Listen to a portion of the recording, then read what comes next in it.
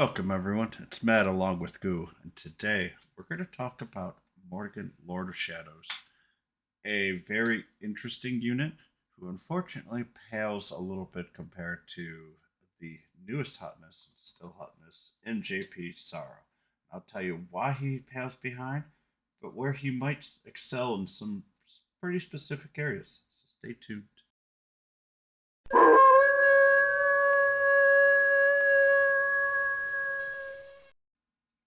This is going to be the last day of my long locks. I'll go back to my normal buzz cut tomorrow.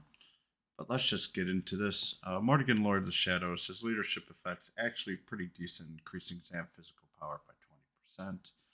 Um, I like the overall general physical power, but you definitely are going to be able to use this leadership effect. His skills are massive in the AoE department, and also, in all honesty, very, very uh, interesting usage for big boss battles, etc., due to his large range. This is one of the ways that he really, really fits into some very specific areas. His first one's Crimson Mist, non elemental. Occasionally will significantly increase damage taken for 3 turns to all enemies. Um, Honestly, I do like that, especially depending on like if a boss is nearly invincible or other things. This gives a nice overall damage, and it's always just nice to if you can't kill but you can help others as well. I do like making units increase damage being taken, especially if they've got like HP 30% or less will fully heal. That just allows you a better chance to ignore that effect. So it has a lot of use there. Silver Spark. This is a zap physical damage to all enemies in a giant bar. What's annoying is his leadership effect is only Zam. But if you have like Sorrow or anyone else that has just physical power by 15%, then this is actually a really useful one. Just not nearly as useful as if he is your leader because you're focusing on Sam. Dark Break is 290% physical damage and can lower Sam resistance for 3 turns. This is really powerful. It has an X range, um, and all in all, a fairly good uh, skill as well for the AOE and also for like boss battles. That's still 5 hits. The Silver Spark is 9, but lowering the Zam resistance just really adds his power overall. Now, his Awakening skill, beginning of battle lowers damage by 50% 3 times. So 3 times he gets hit, he lowers the damage received by half. This is incredibly powerful because he gains HP and attack power every time he gets hit. So he can be very annoying to go against, and can you can actually use him to cheese some boss battles too, as long as he doesn't get one shot by him with this ability. And then if you've got a Dark Break and or Crimson Mist, all of a sudden this guy hits like a truck. Um, so it is really powerful there. Can be kind of annoying if he gets hit 3 times with a weak skill, and it can blow through it. But once again, too, him getting hit will allow you to boost up a bit too. So all in all, it is a really nice first effect for him. Second and fourth is bang and sap resistance. Third one, dark break power and increased damage dealt first 3 turns. That's really a decent skill for him. Um, Turns 2 and 3, especially like in arena, you expect him to get hit once or twice, especially if you're on offense, and you can kind of force him being hit just once or twice. Um, then all of a sudden, once again, he could hit like a truck. And the last one is just Dark Break Power plus 5%. Not really the greatest 5. And in all honesty, here, I would expect, to be frank, that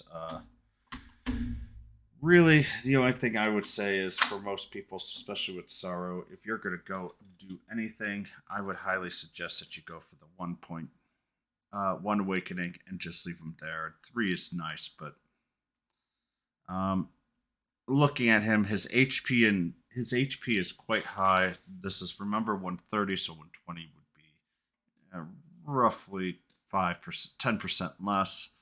Um, his defense is a little low, but the HP and defense is good enough, especially with him having the 50% reduction in damage for the first three hits if you get him to one awakening, and also his ability to heal a little bit. On top of that, that HP pool is massive enough where it really helps. If you can buff his defense, that he becomes really, really scary. And that's a hint on the skill that I'm going to tell people to do. His MP is a little low at 372. Silver Sparks 9164. It still is enough to be able to cast use of spells or abilities enough, but it's a little low. His attack is great at 568. It's got good movement, but his agility is a little low at 340. His preferred weapon, I'm actually going to say, is probably the Fellow Destruction, just with the attack power plus 40. If you want to do, there's always the others, the knife or the silver metallic slime sword. But I don't know. I think the Flail of Destruction is great for the Lord of Shadows. He doesn't really have his own specific one that I would say is the best for him. You're really just looking for a good attack power with a little bit of HP to kind of buff up his HP stats, just to allow him to get hit a few more times. And so that's why I suggest a Flail of Destruction, especially if you've got the 3 HPs there. So that's around another 210 HP. All of a sudden, you're looking at a unit, especially in a month or so, that's going to have almost 1600 HP. That's pretty powerful. His preferred skill, I'm going to honestly tell you, this is one of the few units that I think if you self buffing him with buff is just the right thing to do.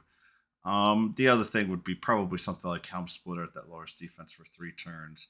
I know this is not really the most original learned skills here, but for Mordegon, Lord of the Shadows, um, his speed's a little low, so the buff may not be the most useful overall. But in the PVE standpoints, him buffing himself for the first turn eh, with battles that require like a second turn before you really start doing anything, that will make him last long enough to be able to really unlock his power and to really do some damage overall.